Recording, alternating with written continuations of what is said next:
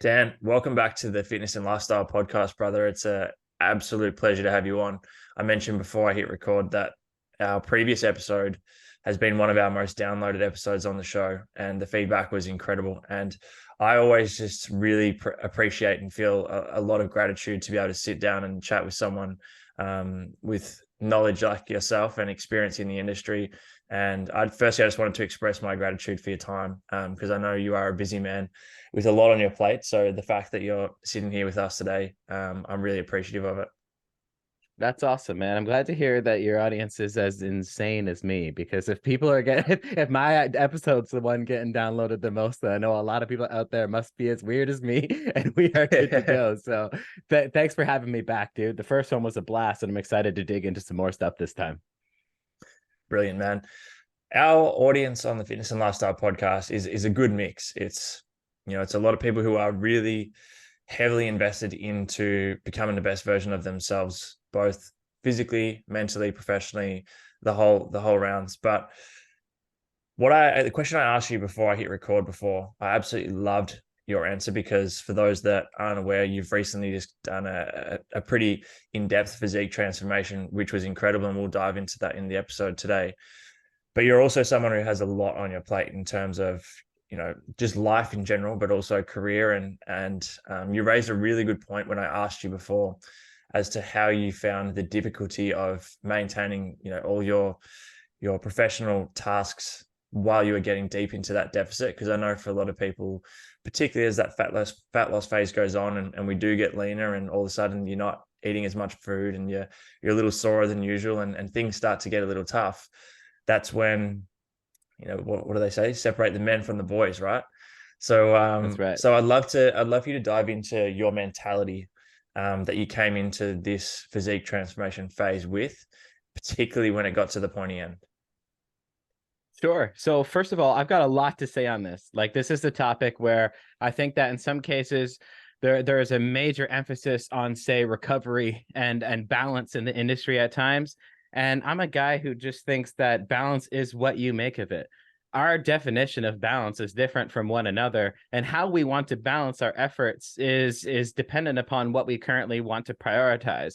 So like, if I'm balancing work and life, or if I'm balancing training and life, or if I'm balancing whatever it is, how I allocate that balance is up to me and not you. So when someone says something like, "Hey man, you need some balance, maybe you should play some video games. Hey man, you need some balance, maybe you should have some fast food." It's like, that's your version of balance. Why are you afflicting your version of balance upon me? I've never understood that at all. Balance is what you make of it. And we're going to have different versions of balance as we go through life. You're going to have a balance in college. You're going to have a balance in high school. You're going to have a different balance when you're a dad. You're going to have a different balance when you're a businessman. And then at sometimes that balance, if it's a pie chart, it is just going to naturally grow and sink in different other areas of your life, but still equal 100% each and every single time. But then that pie chart of the allocation of effort will still only zap your energy reserves and fatigue to the degree that you allow it to. So if I enjoy the hell out of my job, is 12 hours of work really that fatiguing to me?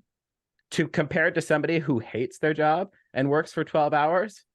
It's not. It's completely different. And you can even look into the research on this. Almost all of the fatigue that we receive from events is mental. It is. It's like when you talk to your grandpa for 15 minutes and it feels like it was 15 hours. Sometimes you have those situations where mentally you're like, you're gone. It's like, oh my God. But then you can talk to someone else for 15 minutes and it actually energizes you. It doesn't take anything away from you. It's 100% mental. The same thing happened for 15 minutes, but it's both 100% mental. So there is a point of A, balance is what you make of it. And then B, I think that it is a major thing to be grateful for, that we have the opportunity to set goals. So when somebody says like, "Hey man, how do you keep up with this? How do you even do this?" Like, man, you don't realize how lucky it is that I get to set a fat loss goal, that I get to set a business goal, that I get to, like, this is something I get to do. I don't have to do any of this shit. So if you decide to wear the hat to do the shit that you're talking about, then you need to wear the hat to do the shit that you're talking about. And what I mean by that is, if I want to wear the hat of somebody who is going to get maximally lean, then I better do the things of somebody who does things to become maximally lean. If I want to wear the hat of being an entrepreneur, then I better exude the routines and habits and rituals of that of an entrepreneur and the work ethic of that. If I want to wear the hat of being a great dad, well, then I still better be a great dad on top of doing the other things. If you want to wear the hat in these different categories of life, then you simply have to execute those things, or else you're somebody who kind of just talks shit and doesn't execute what you say you're going to do. And that's the fastest way to lose integrity on your brand.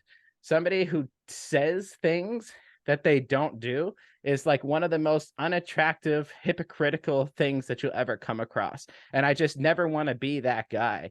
So in that lens, if I'm going to wear the hat of these things, and I've announced to the world, but more importantly, I've announced to myself that I'm going to execute those things, then I have to execute them. And sometimes you have to embody the mentality of, I don't really give a shit how I feel today, because I'm going to go execute those things. That's just something that I have really encompassed, is that I'm not even after, and this is going to sound, hopefully your weird audience will empathize with my weirdness on this one, but I'm not even after happiness a lot of the time. I'm really not. I don't wake up and I'm like, what can I do to be happy today? I don't ever think about that. I think about, what can I do to be prideful today? What's going to bring me pride? Accomplishment. If I seek happiness, I might just play God of War for 6 hours. And then ultimately that's going to make me unhappy. But if I seek things that make me prideful, I will go train, and then I will go get my work done. And then I will be an excellent dad. And then I will be an excellent husband.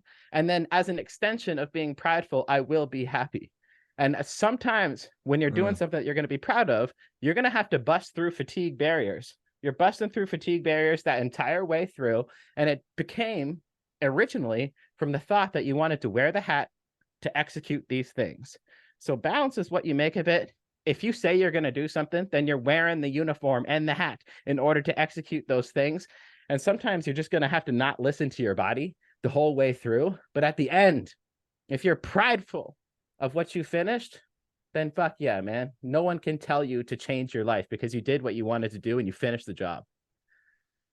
Man, that's such an incredible answer. And it's something that I think so many people need to hear. And, you know, on this show, I've used the analogy so many times around the volume dial, right? It's like we have the volume dial that is either turned all the way up or maybe halfway down, or maybe all the way down at some points in time, but the fundamentals and the structure remains the same. And the point you made around the fact that, you know, you are the one who made that decision that you want to transform your physique. No one's making you do this shit. So you can't just go to your business partners, hey guys, look, I'm really just trying to bring out the abs for the next 12 weeks. So if you guys can just fucking pick up all my workload while I focus on just trying to eat and train, that'd be awesome. Like, that's not how fucking life works, right? And it's a decision that you made, and it's something that you need to carry. And is that something that you, whether it's you personally, obviously I would assume it would be, but even with clients in particular, that you preface at the start of any form of transformation or physique journey, where it's sitting down and looking at, hey, these are the things that I need to, this is my like responsibility in order to make sure that things continue to flow the way they should be throughout this period.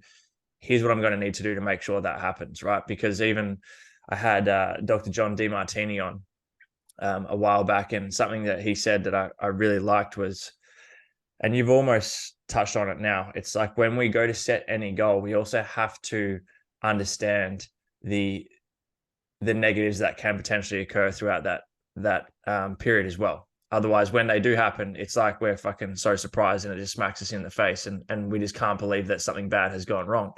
Same thing throughout a fat loss phase. We have to account for so many different factors, and particularly if you are running a business or you have a family, whatever it may be, so that when these things arise, we're prepared and ready to continue to push forward and move through that. For sure. And you're basically just looking at certain buckets and which ones are going to empty first, and then finding ways to offset the rate of the emptying of that bucket and what you're going to do to overcome it. So like, for example, if somebody has a real hard time following their diet, something that I've gravitated a lot to is utilizing carbohydrate cycling for those people. Carbohydrate cycling is a very beautiful method. It's something I use for both hypertrophy and fat loss very frequently. I really think that when it is done correctly, that there is a type of effect that you don't get from other approaches. When it is done accurately and done well and done consistently, carbohydrate cycling is excellent. But in the context of this question, from a psychological perspective, you have built-in protective mechanisms because you have a high day to look forward to every week. Sometimes you have 2 high days to look forward to every week. Yeah. And it's a lot easier to stay on your plan when there's always light at the end of the tunnel. Friday, you get that high day. Or Saturday, you get that high day. And you can kind of stack that wherever you want, dependent upon your training split. Like you're probably going to want to put it on large muscle groups and weak body parts. So if you get 2 high days and you've got weak arms and weak legs, and we'll probably put high day on arm day, high day on leg day, and then you're probably going to get a high day midweek and then a high day weekend. And then you've got 2 spikes in carbohydrate intake that are drastic that you can look forward to every week. So it's like built-in cheat meals, built-in high days, built-in days where you can have all kind of rice, all kind of pasta, all kind of potato, whatever it is. Like there are ways where, like, if that is the bucket that bothers you, is when you look at your diet and it is just one zombie walk of hypocalorism and it's the same thing the whole way through. But that's tough, man. That's tough even for David Goggins characters. So like you kind of have to have that. I really like the cycling approach for acute overcoming of hurdles. And then every 12 weeks, I'll put people on full diet breaks to maintenance. So they'll just go back up to maintenance for 7 to 14 days. So not only do they get 1 to 2 refeeds per week in this carbohydrate cycling process, but every 3rd month, they're getting 2 weeks off going to maintenance. And that one's not cycled. So they're just able to hang out at maintenance every single day. They're hanging out at maintenance, which is a great way to live. And depending upon their metabolism, I might actually do a diet break every 8 to 12 weeks. But if things are going the way that they should be, it shouldn't be needed before 12 weeks. But then we've got that built-in refeeds. We've got those built-in diet breaks. So then you're essentially looking at the battlefield ahead and creating strategies, again, to offset the bucket of a lack of adherence. That's that client's problem. But then you mentioned entrepreneurs too. So an entrepreneur, they're not always going to measure their pride. Okay, it's probably going to be a theme of this. They're not going to measure their pride always by their 6-pack. Lots of times they're getting healthy for the purpose of having energy, for the purpose of being productive, for the purpose of getting rich. Like those people are after that. They want money, they want impact, they want status. They're after these things. So, and there's nothing wrong with that. Other people's goals are their goals and my goals are mine.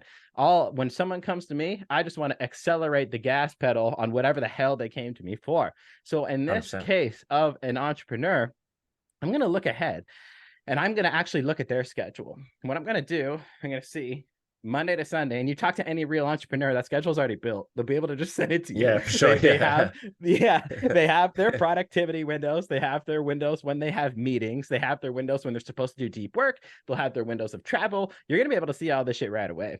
So what I'll essentially do is look at the week and map out a type of nootropic protocol for them. A big mistake people make when they talk about and think about nootropics is they kind of just take them. And they're like, was I more focused? Did I do more stuff? It's like the world what neurotransmitter are you trying to accelerate and why? What effect are you trying to achieve and why? Is it memory retention? Is it skill acquisition? Is it just focus? Is it appetite suppression? Like these are all things that actually help an entrepreneur. So if you want to accelerate, say, social ability, like one thing that I have found that is absolutely excellent at enhancing sociability, so your ability to actually just have conversations with people, be positive about it, is lion's mane. Lion's mane is something where, say, if you're on a podcast, like right now. I just had some just before we jumped on. Yeah, there you go. Yeah. That's what I'm talking about. So it's actually excellent for like a very good social concept. But what I found with lion's mane is that you've got to take it for about 3 months in order to maximize its effect. So that matters too. Like it's almost has like an adaptogen type of effect like that, where you're not just going to take it like caffeine and then 30 minutes later go, damn, I'm on a different level. Similar to like creatine, obviously different pathways, and different effect, but yeah. But something that's a slow burn, but something that's an undeniable benefit. So like understanding the time course for things matters too. So like I can use lion's mane at a certain time. We can use something like a Nootropics to enhance skill acquisition. So whether you're going to do it to learn something new in your business, or if you're going to do it before jujitsu, these are things that something like Nootropics can help with. If you're going to take something like saffron is something that I've used in the past with myself, but also clientele, because it can help with focus, but it's also a great appetite suppressant. So if you're on a Zoom marathon, which we're all very familiar with, you go from say 9 to 4 and you got no real breaks at all, then something like a combination of say lion's mane and saffron, where you get much more of a social effect out of it, but then also an appetite suppression effect out of it, plus more focus from the saffron as well, then you're able to look at somebody's schedule and say, all right, I'm gonna put this dude in hypocalorism, which is traditionally seen by his past experience as a bad thing, and seen as the industry as whole as a bad and uncomfortable thing. It's almost expected that I'm going to lose focus at work. I'm going to build this into his protocol.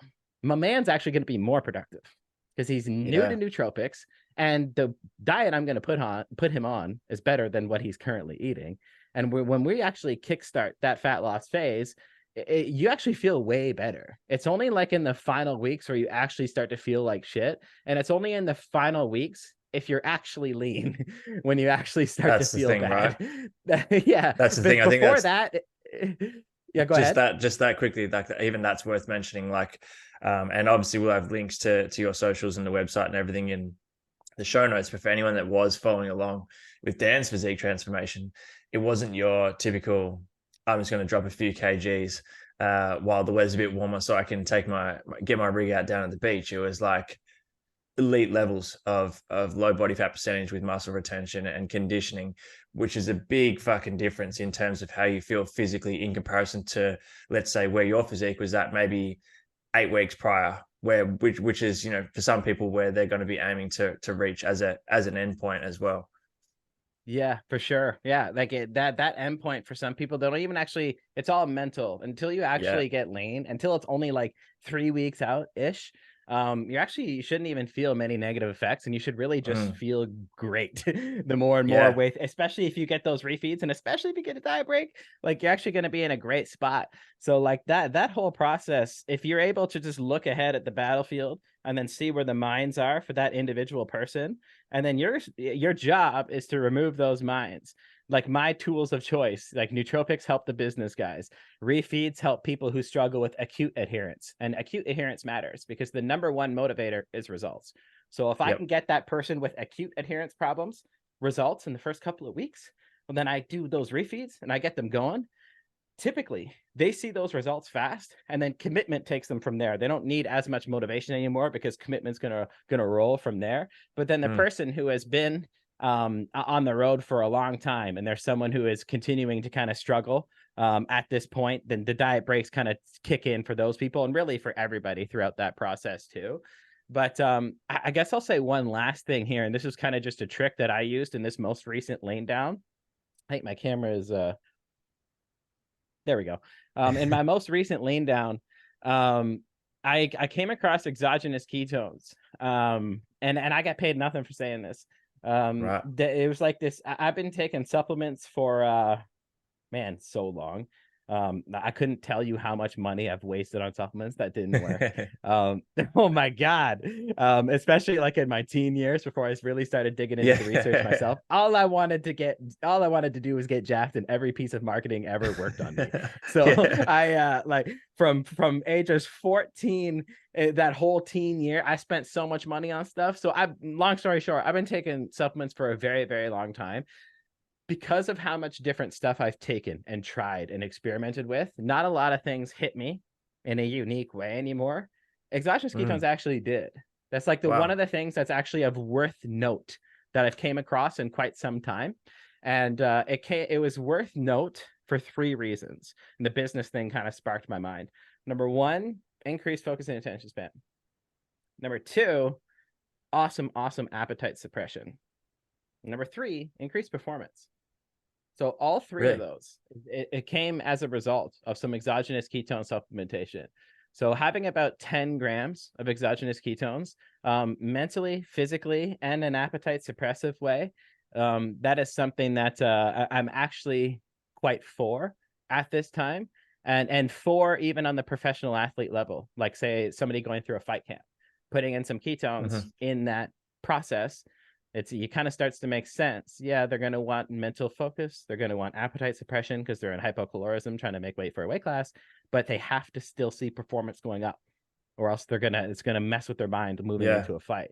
And the ketones just help the process dramatically. And it's not either or either. You can take ketones with carbohydrates and then just smash both, and you feel amazing.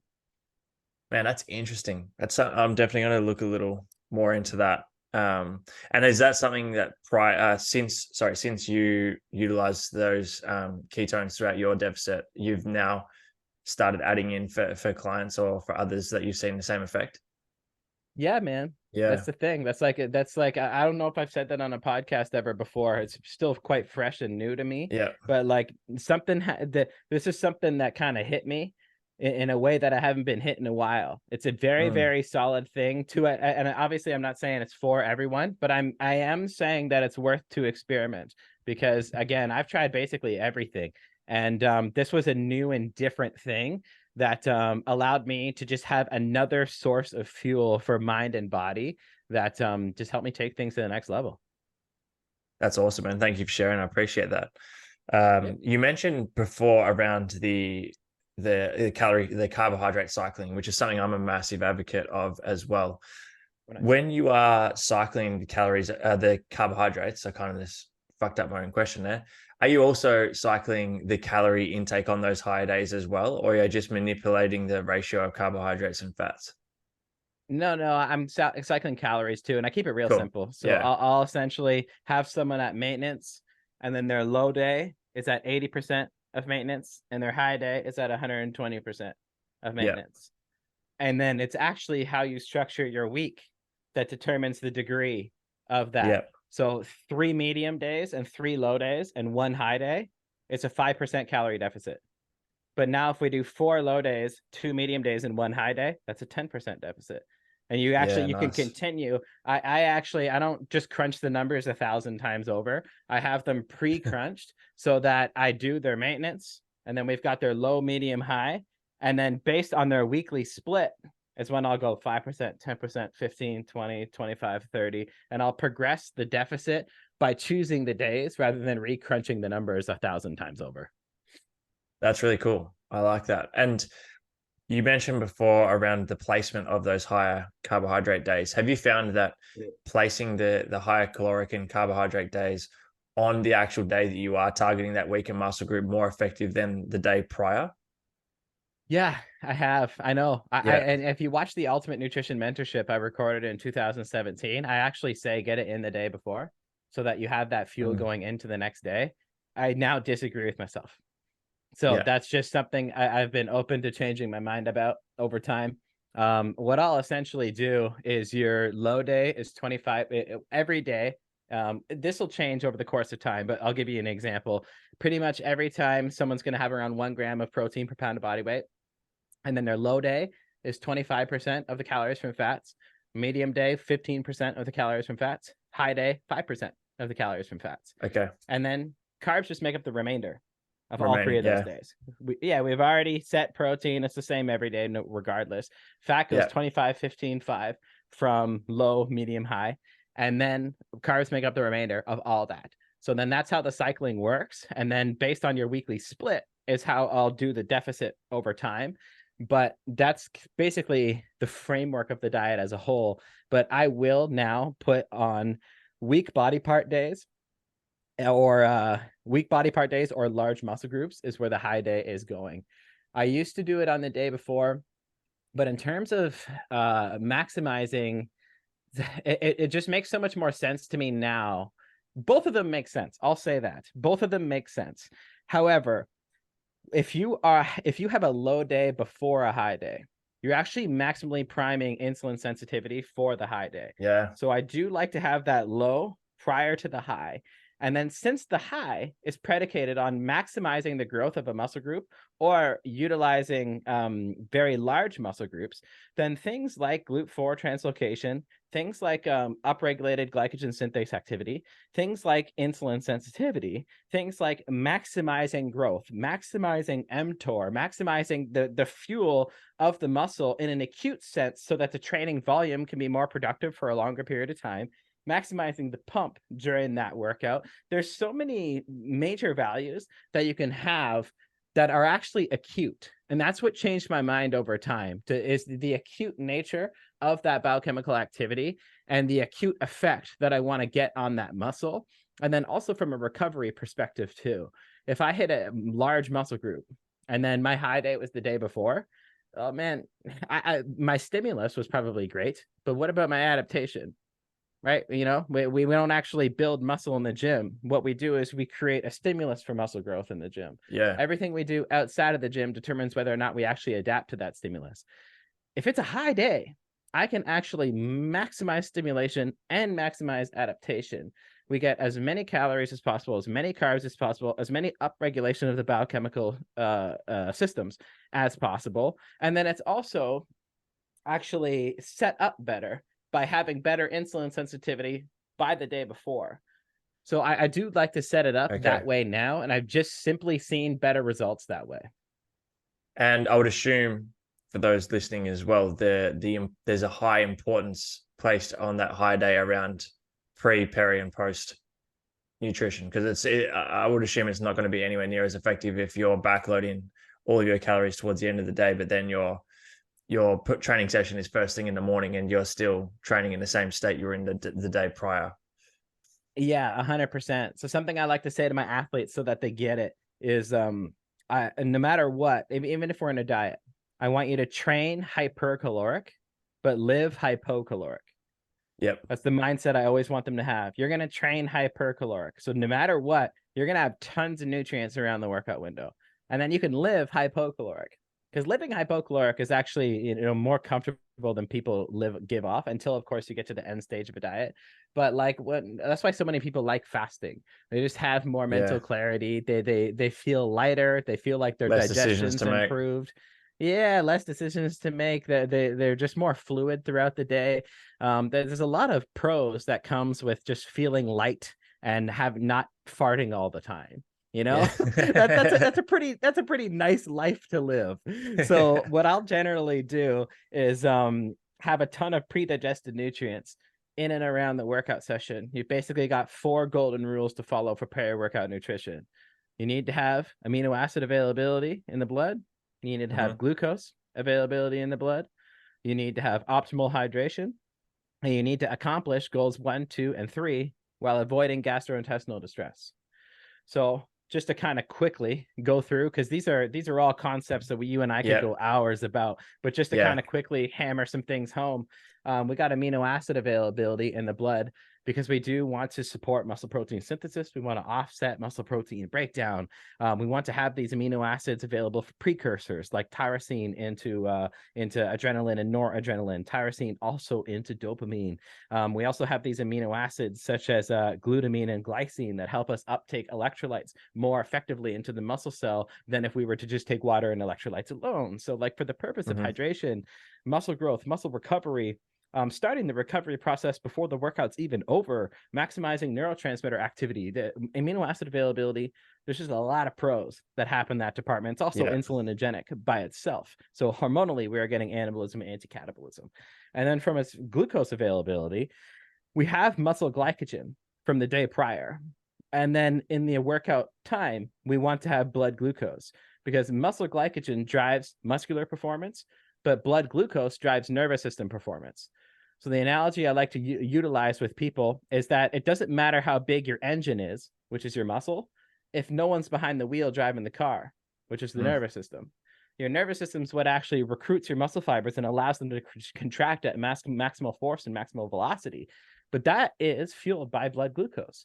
So if we've got our muscle glycogen already from the day before and probably topped off from our pre-workout meal anyways, during the session, I'm going to want glucose availability to maximize my driver's performance because my engine's ready to go. So our glucose is performing nervous system and muscular performance during that time, on top of doing all of the other things. It is insulinogenic. It is fueling both of those. It is a component of hydration. It's in the name, carbohydrate. It allows us to uptake electrolytes more effectively than if we were to take water and electrolytes alone. There's a reason why in things like Pedialyte, which helps people to not diarrhea to death in hospitals, you give that to someone to force hydration if they've got a terrible infection. There's carbs in that. And that's not to make it taste awesome. They're trying to save people's lives. There's carbs in that to maximize hydration, maximize osmolarity, do all those great things, right? So then we have carbs in there and glucose availability for that. And then we want optimal hydration as well during this time. Hydration coming in the form of not just water, but water plus electrolytes. Because although water is the hydrative agent, electrolytes are what actually allows us to hold on to that water. So getting things like sodium, potassium, magnesium, these are all in here to help us maximize electrolyte status as well, because sodium is driving muscular contractions, but potassium is driving muscular relaxation. So sodium driving velocity of contractions, but then potassium making sure you don't get cramps while you train. And then magnesium is actually regulating intra and extracellular concentrations of both of them. So magnesium, it doesn't even matter if you have optimal sodium and optimal potassium, because if we have suboptimal magnesium, then we're not getting the regulation of either. So getting in all three to keep things simple, you can just do a 1-to-1-to-1 ratio of all three. If you're a salty sweater, that's when we would increase your salt. Or if you want a big ass pump, you would increase your salt, because that really helps with cell swelling as well. And then that is our amino acid availability, glucose availability, and hydration. But finally, the fourth rule you want to follow is accomplishing goals 1, 2, and 3 while minimizing gastrointestinal distress. And that's simply because I don't care what anybody tells you about peri-workout nutrition. I don't care what I tell you about peri-workout nutrition. If you get bloated from it, it's the wrong strategy for you, period. Because everybody knows the feeling of working out with something in their gut. It's never productive. You ever work out bloated, or try to play basketball bloated, or play, and you just, it's never bloated. Good. You can't do anything bloated. It's impossible to do anything. Even a stand efforting 10-minute walk after your meal, totally bloated, is a hard thing to do. So that's an RPE 9. Exactly. To tie in your shoes before the walk bloated is a tough task. So it doesn't, you'll just hear crazy shit people do. It's like 100 carbs of this, you have to take 15 grams of leucine, and then dude, if any of that stuff makes you bloated, then it's the wrong strategy for you. So following those 4 rules, there's a lot of science behind it. There's like a real iceberg underneath the water. But the application of it is really just having readily available amino acids, glucose, and hydrative nutrients in your body during that time frame. And honestly, I do this on high, low, and medium days. It doesn't matter. With me, you're always going to train hypercaloric and live hypocaloric. Yeah, that was a big focus point. I mean, it's some time ago now, but for the last prep I did for a physique show, was very different in terms of the structure of the actual when I was getting the nutrients throughout the day. The approach was quite similar, but the structure was very different. And that was one of the biggest differences I noticed, not only in obviously training performance and how I felt, but particularly around muscle mass retention throughout the whole fat loss phase, when I was really emphasizing that period of making sure I was getting really good nutrients and enough calories and carbohydrates around workout time made such a big difference. So that's a really good point. It'll make a difference in a couple ways. So like the kind of go-to that people say about having nutrients around the workout window is that you're preventing muscle breakdown while training.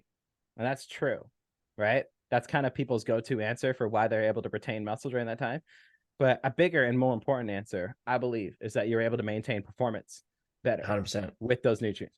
That continued high performance stimulus tells your muscle from an evolutionary biology perspective, hey, we are still under stressors that include lots of load.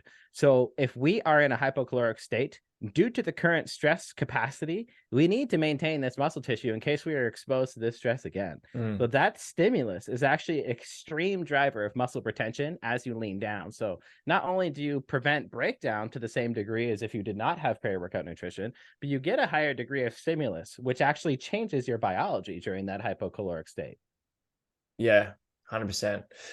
On the topic of training, how did your did your training split change too much, or was there focus points for you throughout that calorie deficit period on your training to make sure that you were retaining mass and maintaining training performance as best that you possibly could? And do you have any advice or pointers around how to, prioritize certain aspects of training in that fat loss phase? Sure. Yeah, I've got a lot of pointers. So basically, your training is actually not going to look that different until the end. It's really not. You're going to have increased step count and you're going to have cardio. Okay, so I'll rephrase it. Your training is not going to look that different. Your weight training is not going to look that different. All right. So your weight training is not going to look that different. And kind of all you're going to do is introduce hypocalorism, introduce a step count, and introduce some cardio. Okay, so your step count is basically in place to offset non-exercise activity thermogenesis. So for anybody unfamiliar, that sounds really fancy. Yeah. It's kind of not. It's a part. It's how we burn a lot of calories per day, and I'm saying it because it's really relevant. Your non-exercise activity thermogenesis accounts for anywhere from 300 up to 900 calories per day every day. So 900 calories in the form of crossing your legs, fidgeting, bouncing your leg up and down, that annoying kid in class who's tapping his pen against his desk and in a repeated passion and you want to punch him in the face. These things that we do that are fidgets, that is non-exercise activity thermogenesis. The exercise that is not programmed exercise, but things that we do at a very, very low degree, that accounts for up to 900 calories per day, which is a staggering amount of calories when you consider it's just slow or not slow, but like autonomic patterns and things that we do when we're just sitting at the computer. That's a lot. That your body has a protective mechanism, because when it sees you're entering a hypocaloric state, it begins to reduce these automatic movement patterns in order to preserve calories to keep body fat on you, because it sees that you're under eating. So it reduces your calories out every day, your physical energy expenditure each day. So what we're basically trying to do with the step count is overcome that. So you're going to begin your lean down phase, let's say at 7,000 steps, and then 2 weeks in, 8,000, 2 weeks, 9,000, 2 weeks, 10,000. Right. And you're going to step that up. You're going to step that up based on individual preference, plateaus, how long you're leaning down, this type of thing. One thing I can tell you though is I do see benefits begin to stop around 10 to 12,000 for a lot of people. Okay. And more muscle loss begins to take place. So when you see some people out there at 18, 19, 20,000, I honestly just think that's poor dieting and poor training design. Yeah. You don't need to step that much. It's insane. So, but you're essentially utilizing steps to offset non-exercise activity thermogenesis, and that'll step up throughout your process. Now with cardio, one thing that I learned in the world of cardio, and I'll just tell a quick story. I was getting a figure girl ready for a competition, and what she was doing plenty of cardio and not losing weight. And then I could even increase certain components of her cardio and her diet. This girl's hypocaloric and doing plenty of cardio and just kind of stuck.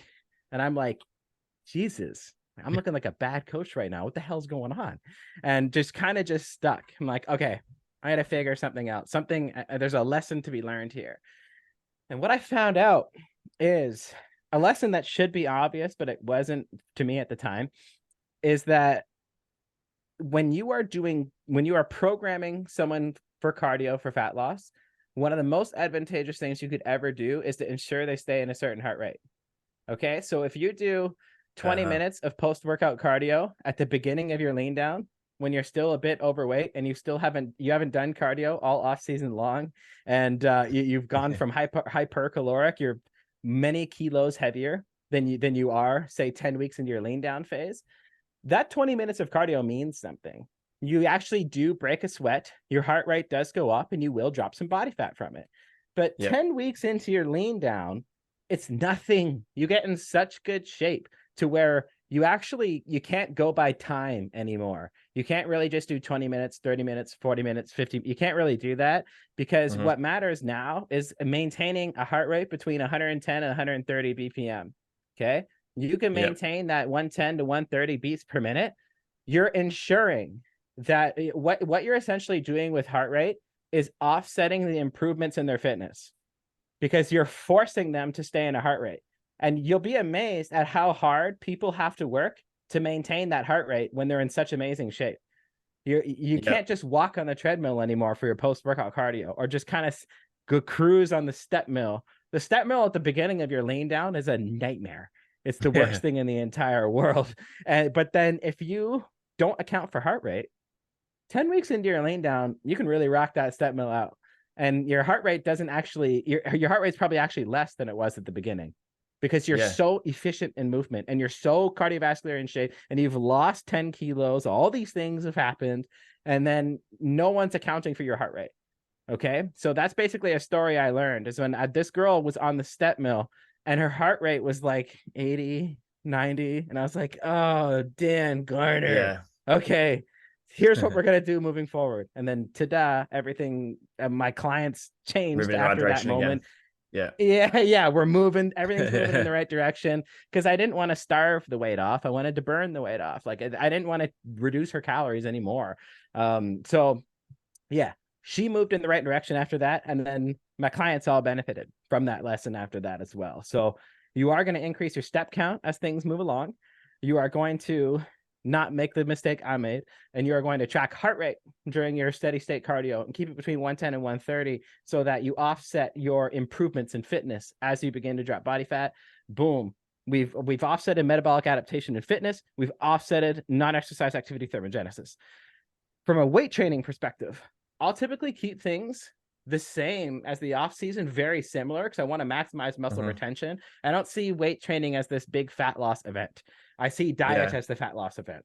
Okay. So weight training, I'm basically training to bring up my weak body parts and keep a stimulus strong enough to maintain my mass during a lean down. All right. You're going to hit a point 6 weeks out, 5 weeks out, 4 weeks out, where that approach just doesn't work anymore, because you're starting to get smashed. You've been a hypocaloric for a little too long, and these off-season workouts are rough at this point. Yeah. This is actually when I personally, I'm not going to speak for everybody, this is when I personally like to go to a traditional bro split. So like previously, I might have had someone on like an upper lower total. I like that split, or just total. Or push pull leg. Those are kind of the three splits that I really like to work with. But as we get close to it's closer, say 4, 5, 6 weeks out, I do like to go to the traditional bro split, where it is chest day, back day, shoulder day, leg day, arm day. Okay. 5 days a week, one muscle group. The reason why I like to do that, from a mental arousal perspective, if I've been dieting and I wake up in the morning, but I just have to go hit shoulders, that's quite easy. It's easy to muster up the courage to do medial delts. Okay. It's very easy to do that. If I got to go to the gym and I just have chest, or I just have arms, like these are, you wake up and you don't, because like I said at the beginning of the podcast, a lot of fatigue is actually predicated on the way that your perspective is toward the event that you're performing. So if I wake up and I'm like, I just got shoulders, I'm gonna knock that shit out.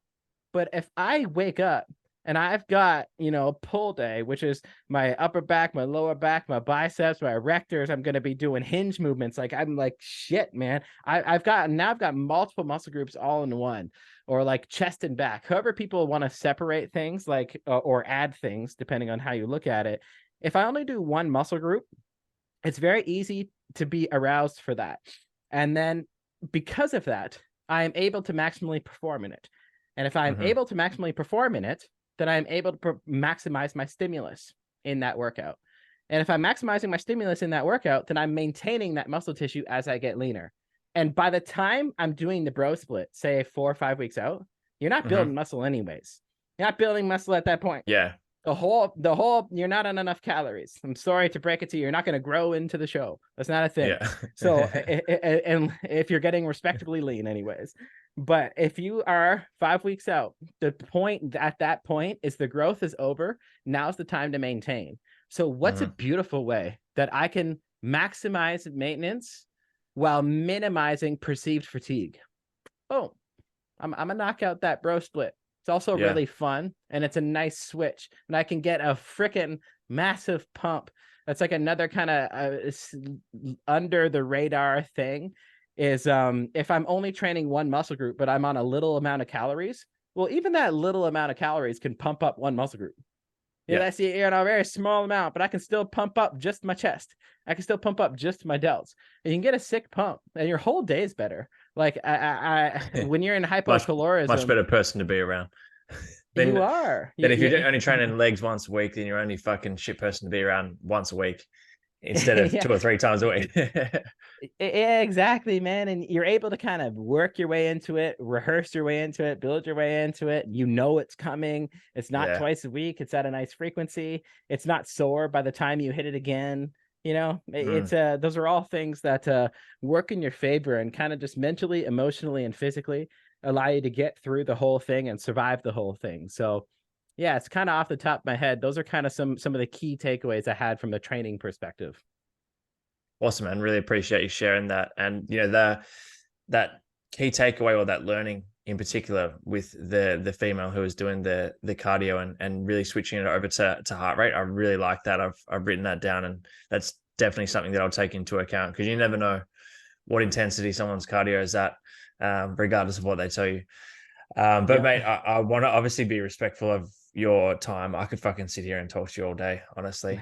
But as I mentioned before we recorded, I did want to quickly touch on, before we wrap up, just, I guess, a bit of an update or some insight into Sugar Shawn's prep in the lead up to his big fight. How's it all going? Has there been anything in particular that you guys have really focused in on throughout this fight camp?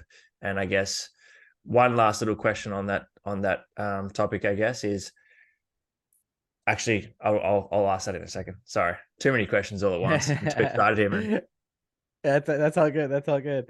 Well, first on a funny note, it's I like that you call him Sugar Shawn, because there's so many people like, Dan, I've been following your content for so long. Can't wait for Sugar Shane to go in there. I'm like, yes, what?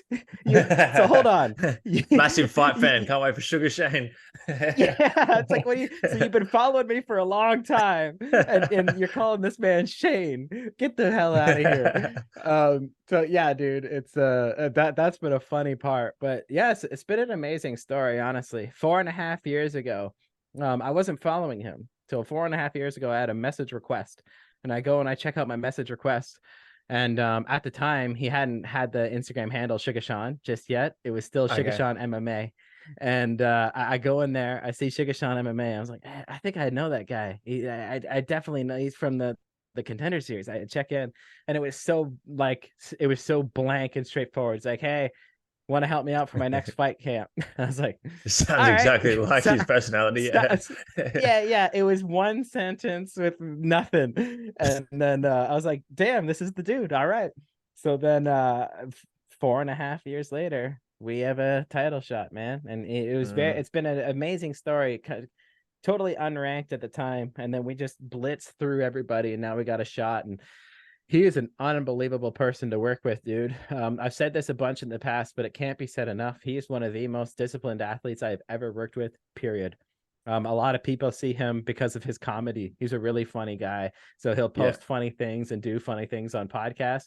Dude, I've been in Phoenix with him training, been in Peoria with him training, been in another city in Arizona with him, very close to Phoenix. Can't remember it off the top of my head, but the energy in the room changes. It really does. He changes. He's like, Shawn is funny, but when he changes into Sugar, the room does change. It's like, holy shit. Now I see the reason why you knock guys out. This is nuts. And he fast, explosive, a killer. an input output machine. I can give him everything to the gram, and I know it's followed. So Yeah. if we try something new, it's input output. It either worked or it didn't, because he's following it perfectly. So it's Yeah. like That's awesome. and that from day one. So from it was a 2000 maybe 18 or something like that. It was from day one. He was always like that. Did everything perfectly. And constantly I'm doing the blood, urine, saliva, stool analysis on him. He's always getting fully dialed in. But then even outside of the stuff, because I'm typically in control of the labs, the nutrition, the hydration, the supplementation, the weight cut, those kind of things. But stuff I don't program for, like breath work, meditation, sleep optimization, training, like mobility work. He absolutely everything is knocked out from every perspective. So he's knocking all of that stuff out on his own, like a machine, relentlessly. And this has been one of our longest fight camps ever. So typically, like in the past, we've had an approach where he will, well, I'll typically have him what I call the off season. So I'll run his off season programming from whatever the off season was until 10 weeks out of a fight. And then Okay. from 10 weeks out to 6 weeks out, I call that his bridging phase. So we'll bridge until 6 weeks out to the fight. We'll go in fight camp, because Hmm. traditionally 6 weeks has been a real sweet spot for him for fight camp. So we'll typically go from off season to bridge to fight camp. This time, this man started fight camp like 12 weeks out. Like Yeah. he has been about doubled his fight camp timing. He is an animal right now. Like the conditioning for the 5-round fight, everything that he's executing, he Mm. is a better version of him that I've ever seen ever. And I treated this like a world title fight, because every single time he's looking at the next big challenge, like, okay, Leveling I up. gotta rise to this occasion, right? But then I gotta think that too. It's like, how do I Yep. make this fight camp better than the last one? Because I've gotta I can't just be him performing.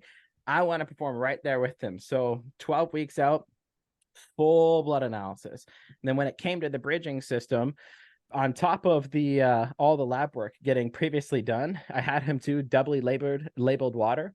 So we're actually getting a full and complete metabolic test on him. So his exact percentages of energy out, his exact energy in, the amount of body water. It's a more calculated energy balance on Yeah. someone. It's basically gold standard for energy balance. So he did doubly labeled water testing for his metabolic rate, and then had him actually do electrolyte testing as well to dial in his electrolyte status. So you're essentially getting an exact composition of the sodium and potassium that he's secreting during training. So his electrolyte Wow. solutions that I provide him during training are tailored for his sweat composition. That's being done in the bridging phase. And then moving into camp, I did another round of lab work on him. So between 2 rounds of labs, doubly labeled water, sweat testing, nonstop feedback, coaching calls, going back and forth, starting camp earlier than before. Dude is on fire. So it's been, I can't wait to go. I'm gonna be there all fight week long, which is gonna be a cool experience for me too, because I'll be there actually making all the meals in person. So Awesome. I'm gonna show up early in fight week. So I'll be at the hotel, basically Chef Dan for the whole weight cut from Monday to Friday. We're gonna weigh in, and then of course Saturday rehydrate, refuel, get in the cage and dominate. Fuck yeah, man. That's so exciting. I'm amped up now. I love hearing all that stuff. That's crazy. I'm super excited to watch the fight. And mate, I'm so appreciative of your time again today. I'm really already looking forward to the next one, Dan. But today's episode's been awesome, and I'm sure the audience has taken away a shit ton of value. If you guys have, make sure you screenshot this episode and share it on your socials or share it with a friend. We'd love to hear your feedback. Dan, if there's anything else that you wanted to mention before we wrap up, man, or anything else that you think the audience would value from, feel free to jump in and let us know. Sure.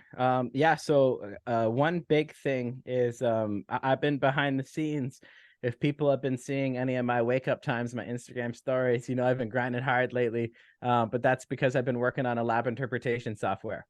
So essentially what I wanted to do was turn my brain into a repeatable algorithm.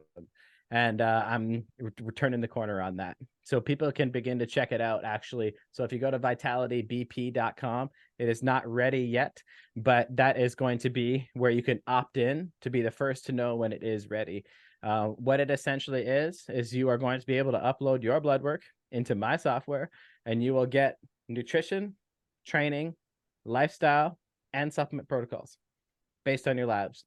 So it's a full and complete holistic approach to where I didn't want to just have it spit out supplement protocols or just spit out boring recommendations that you get from other type of softwares. If I was going to do something, I wanted it to be better than anything else that's currently out there. And this is.